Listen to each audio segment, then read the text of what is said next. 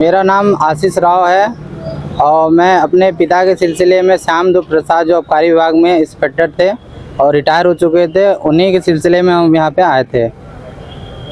तो क्या मामला था, मामला बताइए। मामला ये था कि वो दो बीवियाँ रखे थे, पहले मेरी मम्मी थी और दूसरी नई बीवी रखे थे, तो उनको अलग पे कहीं ज़मीन लेके घर बनवा के उसके माँ के नाम से घर बनवा के रखते थे और हम लोग तो अपने दादी के घर पे रहते थे, मतलब जो उनका जन्म स्थान था हम लोग वहाँ रहते हैं।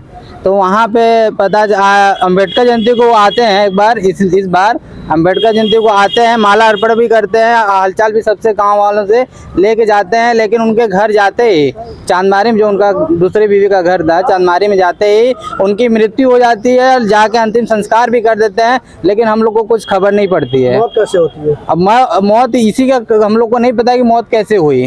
वो लोग पूरा मतलब मर गए और ले जाकर उसको मतलब क्रियाक्रम भी कर दिए, लेकिन हम लोग को नहीं पता कि वो कैसे मरे, कैसे क्रियाक्रम किए। हम लोग को अगले दिन गांव से पता चलता है कि उनकी मृत्यु हो गई, क्रियाक्रम भी हो गया। क्या उम्र था उनका? उम्र 60 नवंबर में रिटायर हुए थे। किस पोस्ट पे थे वो? आबकारी विभाग में इंस्पेक्टर थे, 3 स्टार इंस्पेक्टर थे।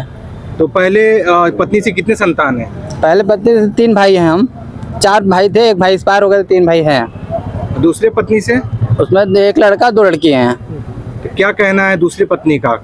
उनका कहना है कि वही कि जो करना है जाओ कर लो। हम लोग उस दिन गए थे उनके घर पे, तो बोली है गेट बंद कर रही थी, नहीं खोल रही थी। जब हम लोग को पता चला घर पे गए तो गेट बंद कर रही थी, तो हम लोग जबरी खोल के जब अंदर गए तो बोलती है कि जो करना है जाओ कर लो। इतना बोला तो हमने फिर चाहते हैं, हम यही चाहते हैं कि उनकी मृत्यु कैसे हुई, उनकी मृत्यु हुई या मारा गया हो, ये मुझे कंफर्म करना है। और उनके नाम से कितनी संपत्ति किस किसने मतलब वो किए, अपने अपने नाम किए हैं, उसकी जांच होनी चाहिए। किसी के ऊपर संदेह है? संदेह तो सबको, सबसे ज्यादा ममता गौतम के ऊपर संदेह है। उन्हीं के माता पिता के नाम से सारी प्रॉपर्टी है।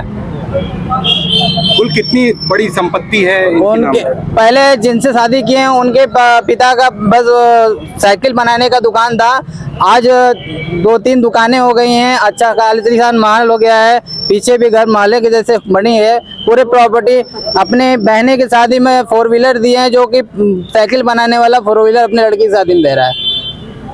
अपने लड़के कुछ नहीं करते, लड़के अपने भाइयों के शादी में इतना कर रही हैं, लेकिन अभी भाई कुछ नहीं करते।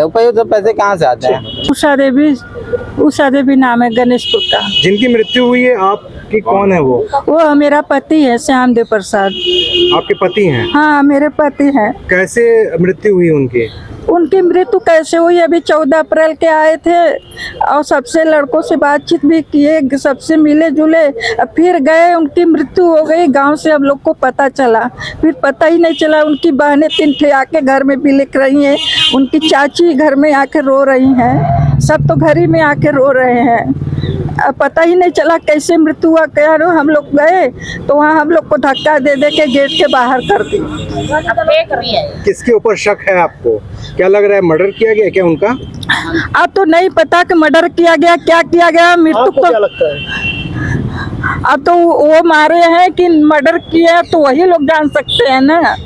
शक के बुनियाद पर हम कैसे कह सकते हैं कि मारे हैं। क्या वो स्वस्थ थे? वो व्यक्ति स्वस्थ थे आपके पति? हाँ, स्वस्थ थे, अच्छा कैसा थे। कभी कोई रोग वगैरह कभी नहीं हुआ था उनको? अभी तो रोग भी आज के बारे में तो कुछ कभी नहीं हुआ था उनको। आप क्या चाहते हैं? हम चाहते हैं कि क्या जब वो खत्म हो गए तो हम लोग को बताना चाहिए। हमारे लड़के भी उनका क्रियाक्रम करते। इन लोगों का 3 ठे बच्चों को ईटागारा करके पढ़ाई लिखाए हैं, तो इन लोगों का पिता के प्रति कुछ अधिकार बनता है। इन लोगों का मेरा अधिकार बनता है। कितने साल हो गए आपको छोड़े उनको? अरे मेरे 3 बच्चे होने के बाद छोड़े हैं। मेरा नाम विक्रांत कुमार है। मैं स्वर्गीय श्यामदेव प्रसाद जी का बड़ा बेटा हूँ, जो मैं उनके पहले पत्नी से जन्मा हुआ बड़ा बेटा हूँ। मेरे छोटे 2 भाई हैं और जो भी अभी तक जो भी घटनाएं हुई हैं, अभी इसके बारे में वो लोग ना हम लोग को बताए हैं, ना हम लोग को कुछ बताया गया है कि मेरे पिताजी का मृत्यु कैसे हुआ है। लेकिन सब संदिग्ध है। वहाँ पे गया वहाँ पे लोग पहुँचे और वहाँ पे पूछा गया। उनका मकान यहाँ पे चांदमारी में वो जो दूसरा मकान दूसरी बीवी है वो अपने मम्मी के नाम से लेके मकान वहाँ पे रजिस्ट्री करवा के और वहाँ पर मकान बनवा के रहते थे पापा के साथ। और पापा भी वहीं रहते थे। पापा कभी कभी गणेशपुर में आते थे तो उनसे हम ये भी बोलते थे कि पापा आप छोड़ के आइए मेरे पास, हम सेवा करेंगे आपका। तो वो पूरे इमोशनल हो जाते थे। लेकिन फिर वो उनकी जो दूसरी बीवी है वो चोरी से आके उनको इमोशनल ब्लैकमेल करके फिर लेके चली जाते थे। तो हम समझते थे कहीं ना कहीं उनके जान को खतरा या कुछ ऐसा लगता था, हमको महसूस होता था। लेकिन फिर वो उनसे हम बोले कि अगर कोई दिक्कत है तो हमको बताइए। तो फिर वो स्वास्थ्य के बारे में मेरे पापा एकदम स्वस्थ थे।